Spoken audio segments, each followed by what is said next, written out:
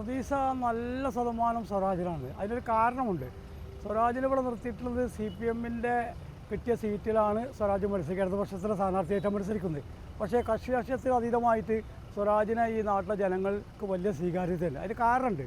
സ്വരാജ് എന്ന് പറഞ്ഞാൽ കേവലം ഒരു ഇടതുപക്ഷത്തിലെ CPM-ൻ്റെ സ്ഥാനാർത്ഥി മാത്രമല്ല, അദ്ദേഹം നല്ലൊരു എഴുത്തുകാരനാണ്. രാജ്യത്ത് നടക്കുന്ന എല്ലാ വിഷയങ്ങളും ഏത് കാര്യത്തെക്കുറിച്ച് പറഞ്ഞാലും അത് കൃത്യമായിട്ട് അവതരിപ്പിക്കാനും കഴിവും ശേഷിയുള്ള ഒരു ചെറുപ്പക്കാരനാണ്. കാരണം സഖാവ് EMS-നെ പോലെ അല്ലെങ്കിൽ സഖാവ് P. ഗോവിന്ദപിള്ളയെ പോലെയുള്ള ആ പഴയ തലമുറയിൽപ്പെട്ട പാർട്ടിയുടെ ഉന്നതന്മാരായ ആളുകളെ പോലെയുള്ള അത്ര അറിവാണ് സഖാവ് സ്വരാജിനെ സംബന്ധിച്ച്. ഞാനൊക്കെ അത്ഭുതപ്പെട്ടിട്ടുണ്ട്.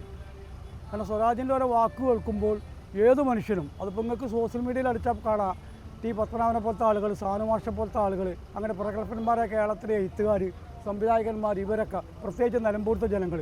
കാരണം സ്വരാജിനെ സംബന്ധിച്ചിടത്തോളം അത്ര കഴിവുള്ള ഒരു സ്ഥാനാർത്ഥിയാണ്. സ്വരാജിൻ്റെ ആ പ്രഖ്യാപനം CPM-ൻ്റെ സ്റ്റേറ്റ് കമ്മിറ്റി ഓഫീസിൽ നിന്ന് ഗോവിന്ദ മാഷ് പ്രഖ്യാപിച്ചതോട് കൂടി തന്നെ ജനങ്ങൾ വളരെ ആവേശകരമായിട്ടാണ് മുന്നോട്ട് വന്നത്. അത് CPM-ൻ്റെ ഇടതുപക്ഷത്തിലെ ആളുകൾ മാത്രമല്ല, ഈ നിലമ്പൂരിൽ കിട്ടിയ ഒരു സൗഭാഗ്യം എന്ന നിലക്കാണ് സ്വരാജിനെ ഇവിടുത്തെ ജനങ്ങൾ കാണുന്നത്. അത് കൃത്യമായിട്ട് ജനങ്ങൾ LDF-ന് അനുകൂലമായിട്ട് വിധി ചെയ്തും. പിന്നെ ഈ കേരളത്തിലെ ഇപ്പോഴത്തെ ഭരണം എന്ന് പറഞ്ഞാൽ ഈ ഭരണം കൊണ്ട് കേരളത്തിലെ 95% ആളുകളും സംതൃപ്തരാണ്. അതിൻ്റെ കാരണമുണ്ട്. കയറി താമസിക്കാൻ ഒരു കൂരയില്ലാത്ത ആളുകൾക്ക് 5 ലക്ഷം ആളുകൾക്കാണ് കൂര കൊടുത്തുള്ളത്, വീട് കൊടുത്തുള്ളത്. അത് വലിയൊരു ഭാഗ്യമല്ലേ. വിദ്യാഭ്യാസത്തിൻ്റെ കാലഘട്ടം നിങ്ങളൊക്കെ വളരെ ചെറുപ്പമുള്ള ആളുകൾ. അപ്പോൾ എനിക്ക് 60 വയസ്സായി. ഒടിഞ്ഞ ബെഞ്ചും ഒട്ടിയ വയറുമായിട്ടാണ് കുട്ടികൾ സ്കൂളിൽ പോയിരുന്നത്.